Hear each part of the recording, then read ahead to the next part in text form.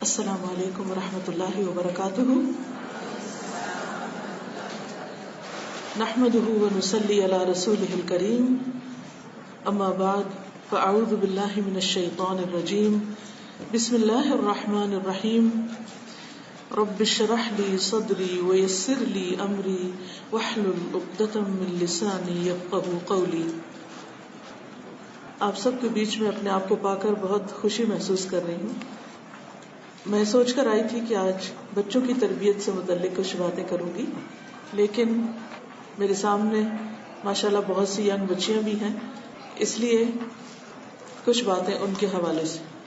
مجھے بے پناہ مسرت ہے کہ الحمدللہ آپ نہ صرف یہ کہ اپنی دنیا حاصل کر رہے ہیں، بلکہ اس کے ساتھ ساتھ آپ کے بچوں کو اور خواتین کو دین کی تعلیم حاصل کرنے کے بھی بہترین مواقع میسر ہیں.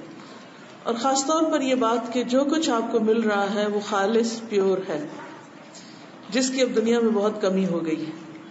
کیونکہ جس طرح غذا میں خالص چیزیں کم ہو گئی ہیں، اسی طرح خالص دین کا ملنا بھی ایک بہت مشکل کام ہو گیا ہے. تو اس پر ہم سب اللہ تعالیٰ کا جتنا بھی شکر ادا کریں اتنا ہی کم ہے.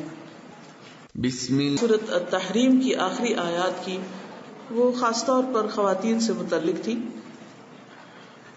اس میں بھی جو آخری آیت تھی وَمَرْيَمَ ابْنَتَ عِمْرَانَ الَّتِي أَحْصَنَتْ فَرْجَهَا فَنَفَخْنَا فِيهَا مِنْ رُوحِنَا وَصَدَّقَتْ بِكَلِمَاتِ رَبِّهَا وَكُتُبِهِ وَكَانَتْ مِنَ الْقَانِتِينَ. یہ آیت ایک مسلم خاتون کے لیے، ایک مسلم بچی کے لیے زبردست تعلیمات رکھتی ہے اپنے اندر. اس آیت میں مریم علیہ السلام کے پورے کردار کو چند لفظوں میں سمو دیا گیا ہے. بہترین کوالٹیز ہمارے سامنے رکھ دی گئی اور ہم سب کے لیے مریم علیہ السلام ایک بہترین رول ماڈل ہے. مریم علیہ السلام کی والدہ حنہ بنت فاقور، آپ سب جانتے ہیں کہ وہ کتنی نیک خاتون تھی، جنہوں نے اپنی اس بچی کو جب یہ ماں کے پیٹ میں تھی تو اللہ کے لیے آزاد کرنے اور اللہ کے لیے وقف کرنے کا عہد کیا تھا. اور اللہ سبحانہ وتعالیٰ نے ان کی یہ تمنا، آرزو اور نظر بہت اچھی طرح قبول فرمائی. اور پھر جب مریم علیہ السلام کی ولادت ہوئی تو ان کی تعلیم و تربیت کا بھی بہترین انتظام فرمایا. وَأَنبَتَهَا نَبَاتًا حَسَنًا، اللہ نے خود ان کی تربیت کا ذمہ لیا اور ان کو بہترین طور پر ایک بہت اچھی بچی بنا کر اٹھایا، کیونکہ ان سے ایک بڑا کام لینا تھا. اور وہ کام کیا تھا؟ عیسیٰ علیہ السلام کی ولادت بغیر باپ کے. بہت بھاری ذمہ داری تھی ان پر. بہرحال وہ عام بچیوں سے مختلف طریقے پر ایک خاص ماحول میں پلی. ان کے آس پاس نیک لوگوں کی صحبت تھی. زکریا علیہ السلام ان کے کفیل تھے. وہ ان کی ضروریات یعنی دنیاوی یا مادی ضروریات پوری کرنے کے ذمہ دار تھے، لیکن اس کے باوجود اللہ سبحانہ وتعالیٰ نے ان کے لیے بہترین رزق کا انتظام کیا. آج کی گفتگو خاص طور پر اس ایک آیت کے حوالے سے کروں گی. وَمَرْيَمَ ابْنَتَ عِمْرَانَ، اور مریم جو عمران کی بیٹی تھی، ان کی خاص خوبی کیا تھی؟ وہ کس چیز سے پہچانی گئی؟ وہ اپنی پاک بازی کی وجہ سے، پاک دامنی کی وجہ سے، اپنے حیا کی وجہ سے، اپنے آپ کو ہر برائی سے بچانے کی وجہ سے. اور خاص طور پر اللہ تعالیٰ نے واضح طور پر واضح الفاظ میں اس کا ذکر فرمایا، التی احصنت فرجہا، جس نے اپنی شرمگاہ کی حفاظت کی تھی، یعنی اس نے کوئی غلط کام نہیں کیا تھا. ایک لڑکی کے لیے، ایک عورت کے لیے جو اس کی سب سے بڑی خوبی ہو سکتی ہے وہ کیا ہے؟ پاک بازی، پاک دامنی، کہ وہ پاک دامن ہو، محسنہ ہو. اس کے شادی سے پہلے کسی مرد سے تعلقات نہ ہو، کسی لڑکے کے ساتھ دوستی نہ ہو، کسی کے ساتھ وہ محبت کی پینگیں نہ بڑھائے. والدین تو چاہتے ہیں کہ اپنی بچیوں کو پروٹیکشن دیں، لیکن بعض اوقات ماحول کے اثرات سے ایسے ایسے فتنے سامنے آتے ہیں کہ انسان کی عقل دنگ رہ جاتی. اور آج کے دور میں گھر کے اندر ایسی چیزیں موجود ہوتی ہیں. ٹیلی ویژن بھی اب بہت پیچھے رہ گیا ہے، موویز بھی پیچھے رہ گئی ہیں. انٹرنیٹ کے فتنے سے جو کچھ سامنے آ رہا ہے اور جس طرح پورنوگرافی اور فحاشی اور بے حیائی اور ہر قسم کی تصویروں سے اور ہر قسم کی اریاں چیزوں سے ہماری ینگ نسل کو ایکسپوز کیا گیا ہے، یہ ایک بہت بڑی آزمائش ہے۔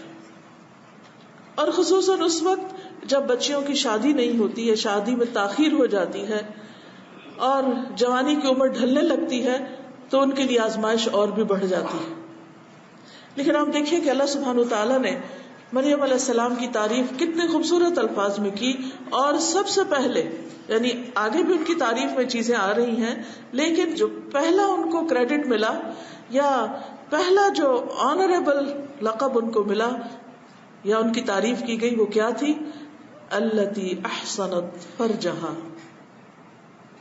اس لیے میری پیاری بیٹیوں، پیاری بہنوں، ہم سب کو اپنے آپ کو اس معیار پر قائم رکھنا ہے، اپنی عزت، اپنی حیا کی حفاظت کرنی، اپنے جسم کی حفاظت کرنی۔ اور سورۃ الاحزاب کی خوبصورت آیت جس میں ازواج مطہرات کا کردار بتایا گیا، ازواج مطہرات کو بھی کیا حکم دیا گیا؟ وَقَرْنَ فِي بُيُوتِكُنَّ وَلَا تَبَرَّجْنَ تَبَرُّجَ الْجَاهِلِيَّةِ الْأُولَى، کہ اپنے گھروں میں ٹک کر بیٹھی رہو اور دور جاہلیت کا تبرج یعنی اپنی زیب و زینت اور اپنے خوبصورتی، اس کا اظہار نہ کرو، اس کو ظاہر نہ کرو۔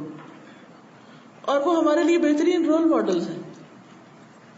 پہلی قوموں میں سے حضرت مریم، حضرت آسیہ جن کا ذکر سورۃ التحریم کے آخر میں آتا ہے، اور پھر نبی صلی اللہ علیہ وسلم کی ازواج اور بنات۔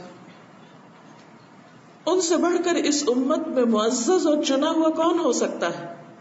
ان سے بڑھ کر کس کی شان ہو سکتی، یعنی خواتین میں سے کس کا مقام اور مرتبہ ہو سکتا ہے؟ جن کو اللہ سبحانہ و تعالیٰ نے اپنے حبیب محمد صلی اللہ علیہ وسلم کی زوجیت کے لیے چنا، وہ کتنی پاک دامن اور کتنی پاک باز ہو سکتی، لیکن اس کے باوجود انہیں کیا کہا جا رہا ہے؟ وَقَرْنَ فِي بُيُوتِكُنَّ وَلَا تَبَرَّجْنَ تَبَرُّجَ الْجَاهِلِيَّةِ الْأُولَى، کہ گھروں میں ٹک کے رہو، اور اگر باہر نکلنا بھی پڑے تو کیا کرو؟ زیب و زینت کو ظاہر نہ کرو۔ اور پھر اس کے بعد فرمایا گیا کہ نماز قائم کرو، زکوٰۃ ادا کرو، اور اللہ سبحانہ و تعالیٰ کیا چاہتا ہے کہ اہل بیت سے سارا رجس دور کر دے اور ان کو اچھی طرح پاک کر دے۔ یعنی یہ حکم اس لیے دیے جا رہے ہیں، زکوٰۃ بھی تطہیر کا ذریعہ ہے، صلاۃ بھی تطہیر کا ذریعہ ہے، لیکن اس کے ساتھ ساتھ خواتین کے لیے صلاۃ اور زکوٰۃ کے علاوہ جو خاص طور پر حکم ہے وہ کیا؟ کہ وہ اپنی زیب و زینت، اپنی خوبصورتی، اس کی نمائش نہ کرے، اس کی حفاظت کرے، حیا سے کام لے۔ ان کے ذریعے دراصل ہمیں تعلیم دی جا رہی ہے، کیونکہ انسان کو ایک تو براہ راست حکم ملتا ہے، جیسے سورۃ الاحزاب کی ایک اور آیت میں آتا ہے، یا ایھا النبی قل لازواجک وبناتک ونساء المؤمنین، اے نبی صلی اللہ علیہ وسلم کہہ دیجئے، کس کو؟ لازواجک، اپنی بیویوں کو، وبناتک، اور اپنی بیٹیوں کو، اور صرف اپنی بیویوں اور بیٹیوں کو نہیں، ونساء المؤمنین، اور ساری مومن عورتوں کو کیا کہہ دیجئے؟ یدنین علیہن من جلابیبہن، یدنین علیہن، کہ اپنے اوپر سے اپنی چادروں کے پلو لٹکا لیں، من جلابیبہن۔ ازواج مطہرات، بنات محمد صلی اللہ علیہ وسلم اور ساری مومن عورتوں کے لیے یہ حکم ہے۔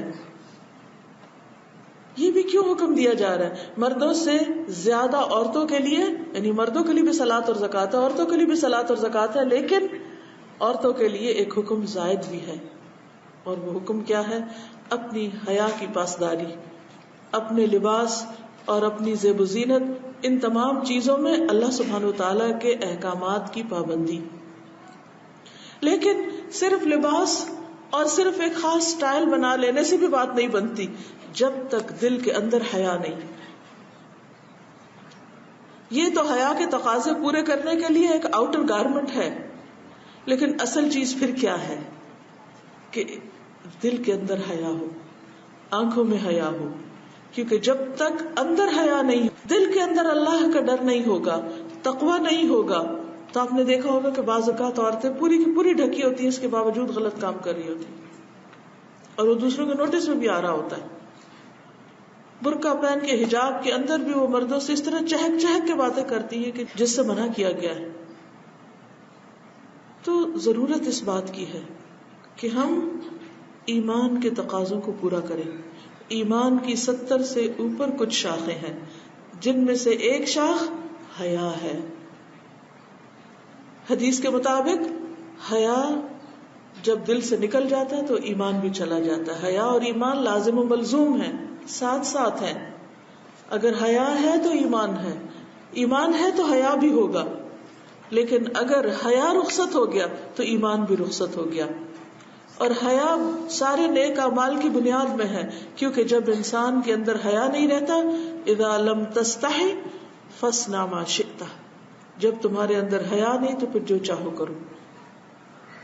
تو حیا انسان کو خوبصورت بناتا ہے، حیا انسان کو نیکی پر اکساتا ہے، حیا انسان کو بری عادات، برے اخلاق، برے معاملات اور برے کاموں سے روکتا ہے.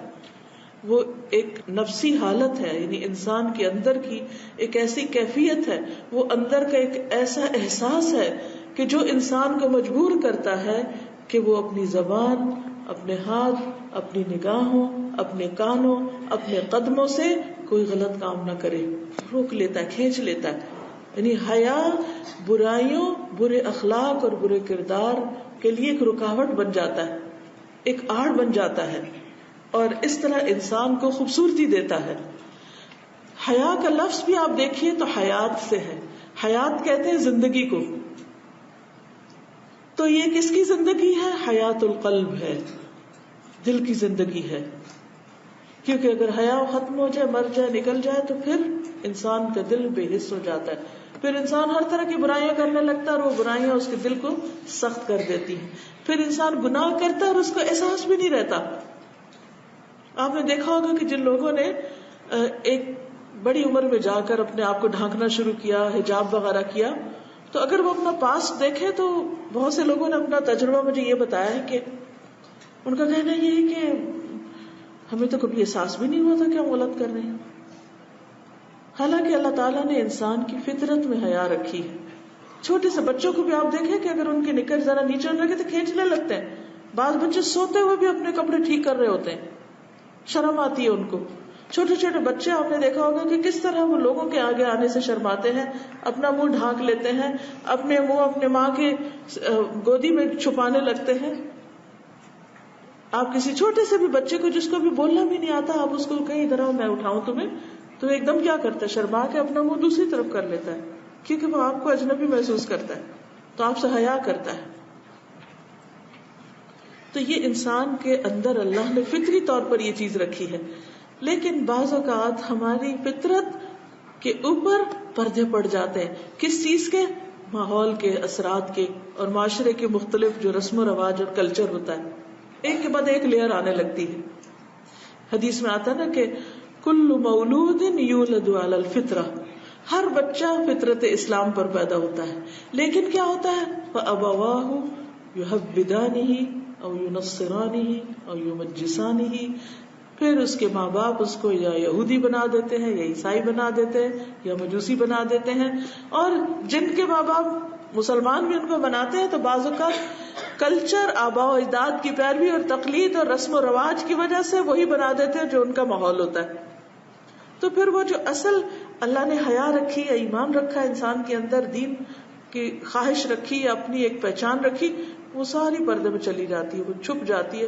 پھر انسان بے حس ہو جاتا ہے، اس کو احساس بھی نہیں رہتا کہ وہ غلط کام کر رہا ہے. تو اسی لیے کہا گیا کہ جب تم حیا نہ کرو پھر جو جی چاہے کرو، کیونکہ انسان پھر نڈر سا ہو جاتا ہے اور بے پرواہ ہو جاتا ہے. اس لیے ہم سب کو اس چیز کی کوشش بھی کرنی ہے، دعا بھی کرنی ہے، اور شعوری طور پر اس کیفیت کو اپنے اندر لانا ہے. تو حیا جو ہے ایسے کام کرواتا ہے انسان سے جس پر اس کی پکڑ نہیں ہوتی، یا جس سے وہ عیب دار نہیں ہوتا. دوسرے لفظوں میں حیا انسان کو عیب دار ہونے سے بچاتا ہے. اب یہ جو عیب ہوتا ہے، برائی جو ہوتی، بد اخلاقی جو ہوتی، یہ انسان کو کیا بنا دیتی؟ انسان کی ویلیو گھٹا دیتی. جس کے اندر حیا ہوتا ہے وہ اس کو ایسی برائیوں سے بچاتا ہے. لہذا نتیجہ تن کیا ہوتا ہے کہ انسان کے اندر بہت سی خوبیاں پیدا ہو جاتی. اب آپ دیکھیے کہ انسان کو کس کس چیز سے حیا کرنا چاہیے. پہلی چیز یہ ہے کہ انسان کو اللہ تعالیٰ سے حیا کرنا چاہیے، اللہ تعالیٰ سے شرمانا چاہیے. وہ کس طرح؟ جیسے حدیث میں آتا ہے کہ اللہ سے حیا کرو جیسا حیا کرنے کا حق ہے. تو لوگوں نے کہا کہ ہم سب تو کرتے ہیں. فرمایا یہ نہیں، اللہ سے حیا کرنا یہ ہے کہ انسان اپنے سر اور جو کچھ اس کے اندر ہے اور اپنے پیٹ اور جو کچھ اس کے اندر ہے اس کی حفاظت کرے. سر کے اندر کیا ہے؟ دماغ ہے، خیالات ہیں. پیٹ کے اندر کیا ہے؟ کھانا پینا اور شرمگاہ ہے، اور انسان کے سینے میں اس کا دل ہے. تو گویا دل میں جو خیالات آتے ہیں، پیٹ میں جو لقمہ لے کے جاتا ہے، اور انسان کے جو ازدواجی تعلقات ہیں یا انسان کے جو مرد اور عورت کے تعلقات ہیں، ان کے اندر بھی ایک حیا ہو. اور یہ حیا اللہ تعالی سے ہو. اب ہم کیا سوچ رہے ہیں اس وقت؟ آپ کیا سوچ رہے ہیں بیٹھ کے؟ کوئی نہیں جانتا. کون جانتا ہے؟ صرف اور صرف اللہ جانتا ہے. ہمارے دل میں کیا کیا خواہشات ہیں، کیسے کیسے خیالات ہیں. اس میں ایمان کی حرارت ہے یا نفاق کا اندھیرا ہے؟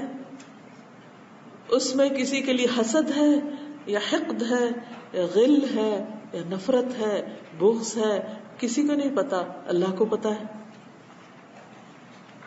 اب ہم اپنے دل میں یہ چیزیں نہ رکھیں، یہ کیسے ممکن ہے؟ کب یہ ہو سکتا ہے؟ صرف اس وقت جب ہم اللہ سے حیا کرتے ہیں.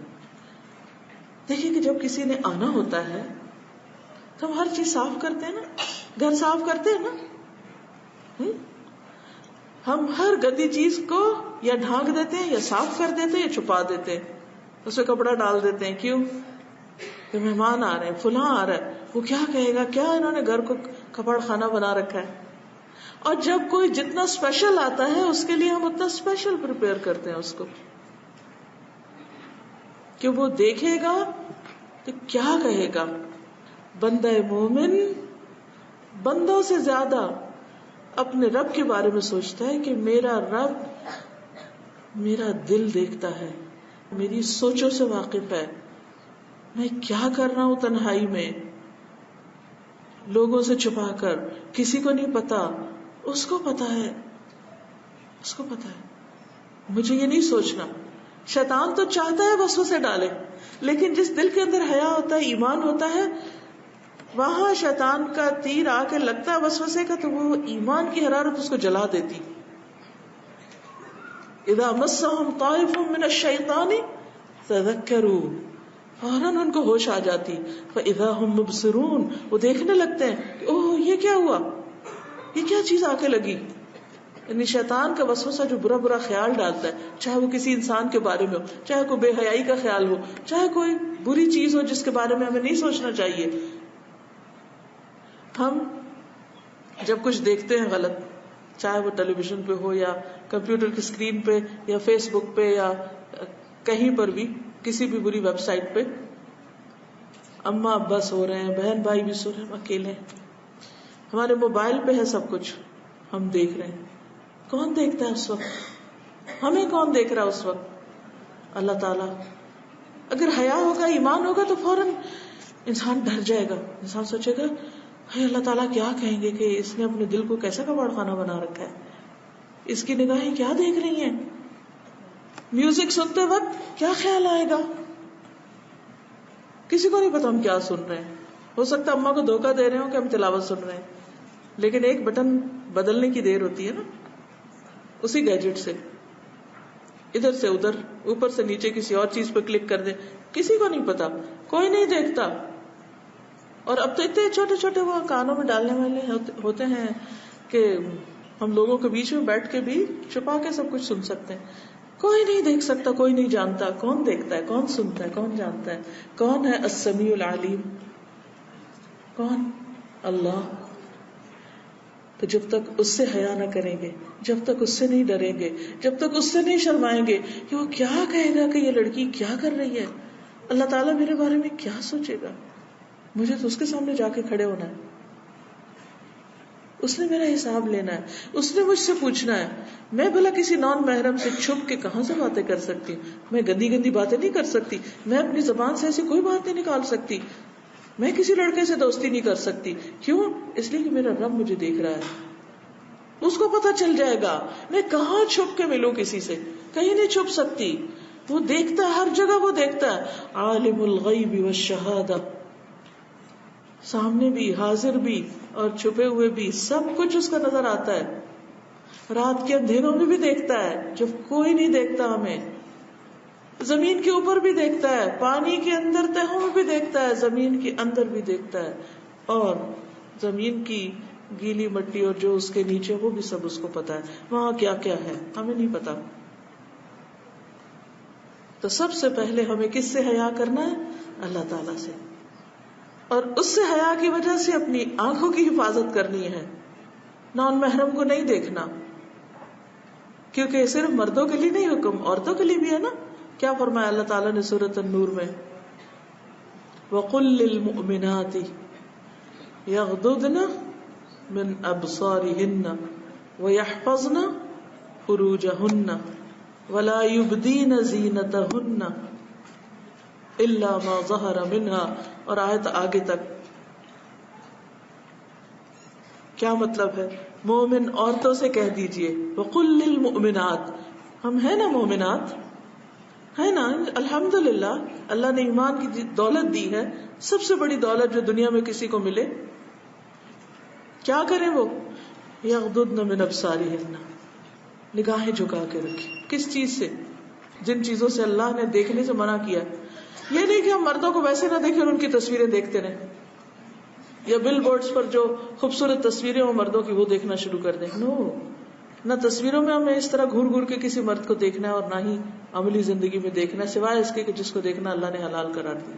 ہاں, ضرورت کے وقت کسی سے بات کرنی ہو تو انسان کر سکتا ہے, اس کی اللہ نے اجازت دی ہے, لیکن بری نظر سے دیکھنا منع ہے. یعنی حیا والی نظر سے دیکھنا ہے, بے حیائی والی سے نہیں. وَيَحْفَظْنَ فُرُوجَهُنَّ, وہی صفت جو مریم علیہ السلام کی اللہ تعالیٰ نے بتائی, وہی ہم ہر مومن عورت کے لیے. زنا سے پرہیز, اپنے لباس کو اس طرح رکھنا کہ جس سے ہمارے قابل شرم حصے کسی کو نظر نہ آئے, سی تھرو نہ ہو, ٹائٹ نہ ہو کہ جسم کا ایک ایک حصہ الگ الگ نظر آ رہا ہو, گویا لباس پہنا ہی نہیں. کیونکہ حدیث میں آتا ہے نا کہ بہت سی عورتیں ایسی ہیں کہ جو لباس پہن کر بھی ننگی رہتی ہیں, اور ان کا انجام بھی بڑا ہولناک بتایا گیا ہے. آپ کو وہ حدیث یاد ہے جو مسلم میں آتی ہے کہ آپ صلی اللہ علیہ وسلم نے فرمایا تھا کہ میری امت کے 2 گروہ ایسے ہیں, صنفان من اہل النار لم ارہما, عورتوں سے متعلق, ونساء کاسیات عاریات ممیلات مائلات رؤوسہن کاسنمۃ البخت المائلہ لا يدخلن الجنة ولا يجدن ريحها وإن ريحها ليوجد من مسيرة كذا وكذا. کیا مطلب ہے؟ وہ عورتیں جو لباس پہنے ہوں گی مگر پھر بھی برہنہ معلوم ہوگی, لباس پہن کر بھی ننگی دکھیں گی, دوسروں کو اپنی طرف مائل کریں گی, اٹریکٹ کریں گی اپنے لباس کے ذریعے. ایسا لباس پہنے گی, ایسے چلے گی کہ دوسرے ان کی طرف مائل ہوں, اور خود ان کی طرف مائل ہوں گی, یعنی مردوں کے پیچھے جائیں گی.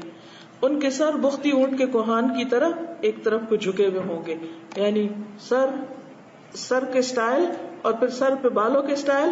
اور کوہان کس طرح بنتی ہے؟ جب بہت بڑا جوڑا پیچھے بنا لیا جائے. یہ عورتیں جنت میں نہیں جائیں گی, بلکہ جنت کی خوشبو بھی نہ پا سکیں گی, اگرچہ جنت کی خوشبو اتنی اور اتنی دور سے آتی. متفق علیہ روایت ہے, حضرت ابو ہریرہ نے اس کو روایت کیا ہے. تو ہمیں اپنے لباس, اپنی چال, اپنی شرمگاہ, ان سب چیزوں کی حفاظت کرنی ہے. اور جو بھی اللہ تعالیٰ نے ہم پہ پابندیاں لگائی ہیں وہ دراصل ہمارے فائدے کے لیے لگائی ہیں, ہمیں محفوظ کیا ہے, ہمیں عزت بخشی ہے, تو اپنی عزت کی حفاظت کرنا ہے.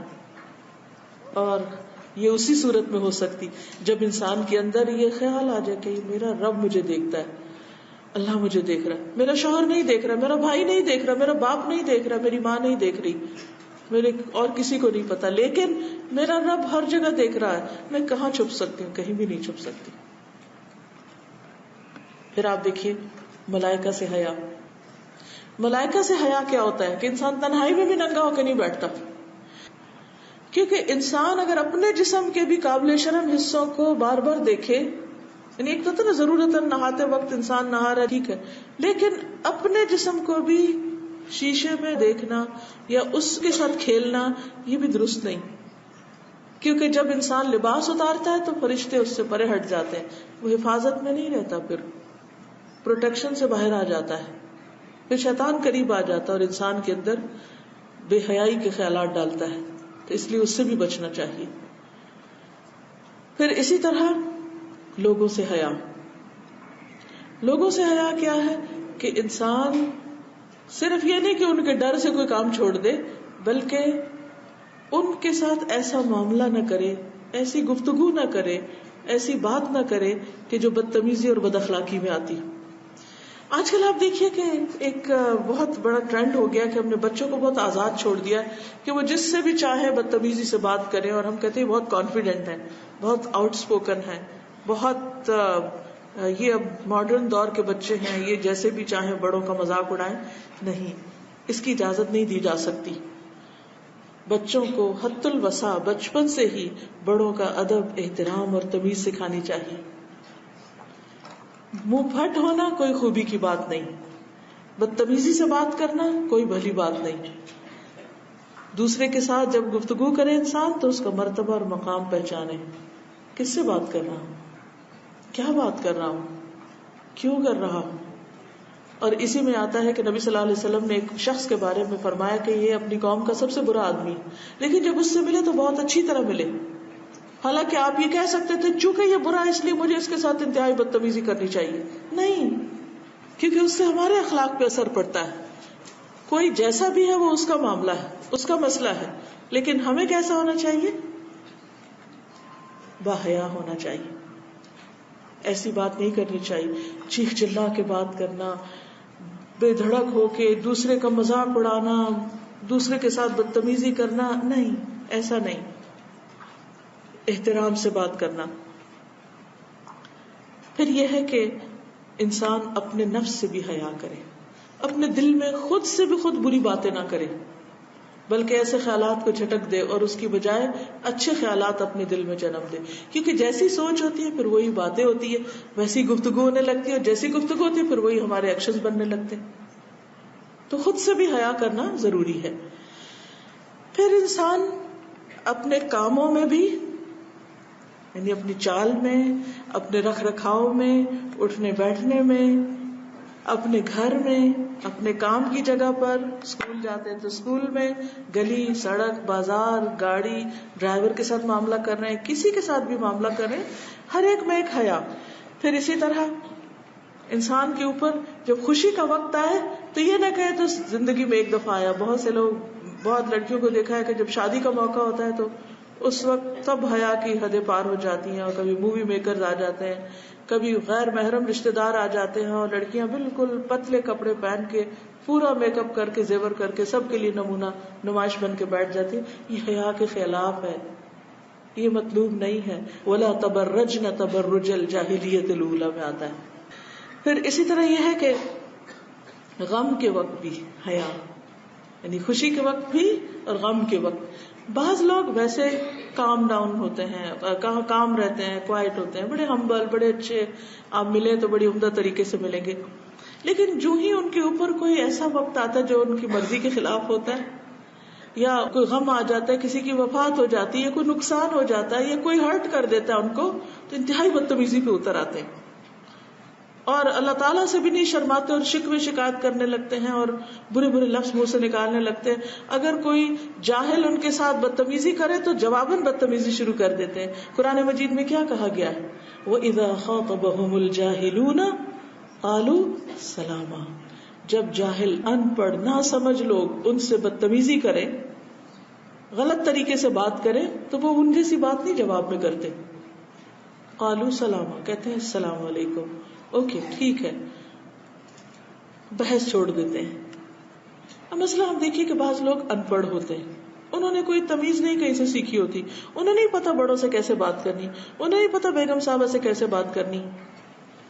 اب وہ مثلا بعضوں کے ڈرائیورز ہو سکتے ہیں اور ایسے کام کرنے والے ہو سکتے ہیں کہ جو بیچارے اپنے حالات کے مارے انہوں نے کہیں سے تعلیم تہذیب کچھ نہیں سیکھی. اب وہ جب آپ سے بات کرتے تو وہ ایک پڑھے لکھے انسان کی طرح بات نہیں کریں گے, اب وہ بدتمیزی سے بعض اوقات بات کر رہے ہوتے ہیں, تو کیا جواب میں آپ بھی غصے میں آ جائیں گے؟ نہیں, بحث نہیں کریں, کچھ نہیں کریں, خاموشی اختیار کریں, سلام کر کے ایک طرف ہو جاؤ, جو آپ کو کرنا ہے ٹھنڈے دل سے کریں.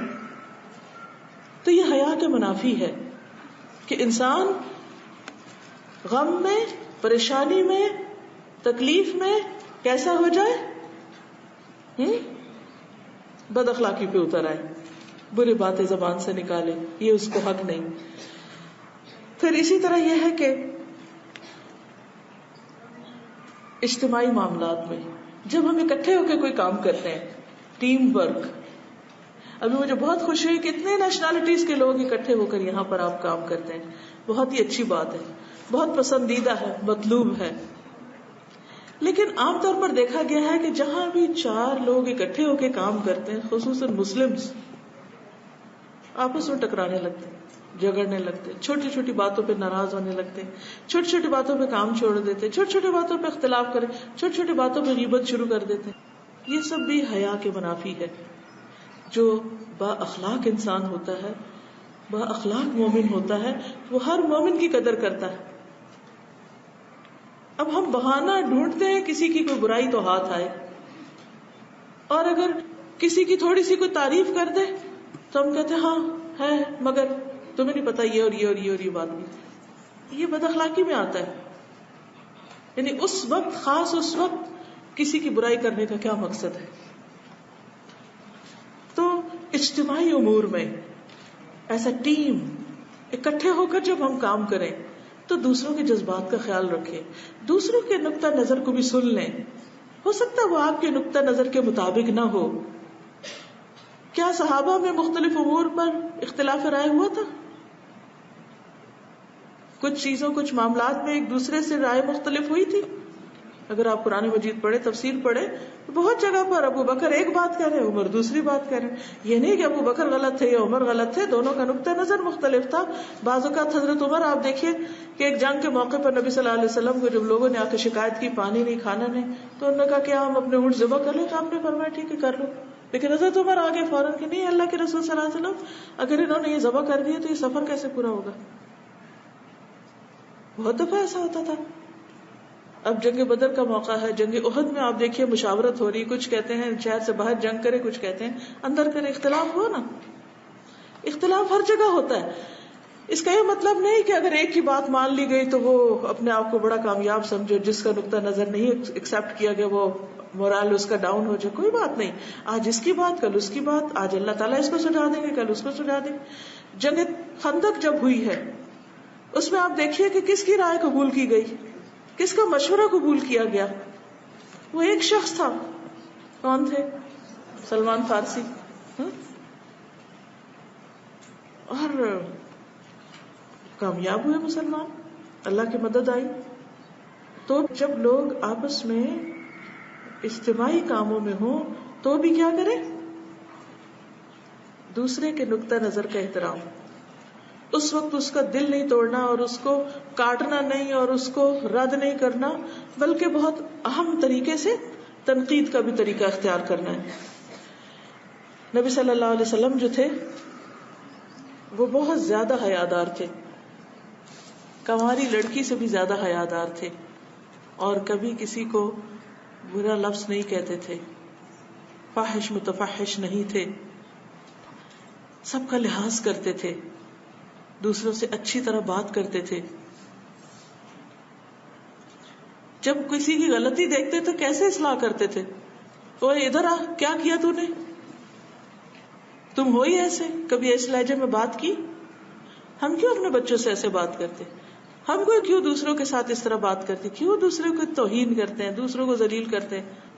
نبی صلی اللہ علیہ وسلم کیا جملہ بولتے تھے, ما بال اقوام یفعلون کذا وکذا, ما بال اقوام, لوگوں کو کیا ہو گیا ہے, ایسا کیوں کرتے ہیں, حالانکہ پتا ہوتا تھا کس نے کیا ہے. پن پوائنٹ کر کے نہیں کہتے تھے تم نے کیا, تم کیا کر رہے ہو, نہیں, ما بال اقوام. یہ ہے حیا.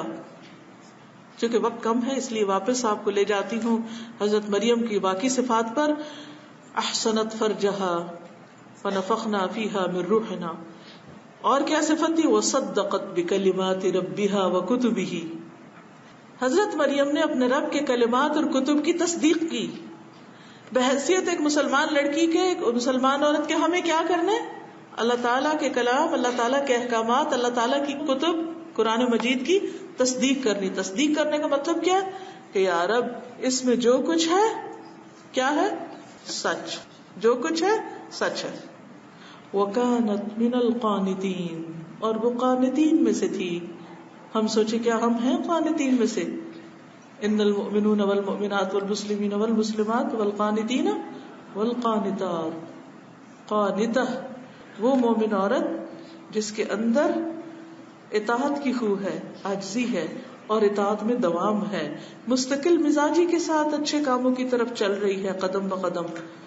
تو ایک مسلمان عورت کی زندگی کے دو اہم دور ہوتے ہیں, ایک ہوتا ہے تیاری کا اور ایک ہوتا ہے پریکٹس کا. شادی سے پہلے ایک لڑکی مسلسل اپنے آپ کو تیار کرتی ہے, ایک بڑی ذمہ داری جو اللہ نے اس کو دی اس کو ادا کرنے کے لیے. جب شادی ہوتی ہے تو ایک اچھی مسلمان بیوی, اچھی مسلمان ماں بنتی ہے. لیکن ان دونوں اچھی کوالٹیز کے لیے کیا چاہیے, حیا, تقوی اور اللہ کے کلمات کی تصدیق اور اس کی کتاب کی تصدیق.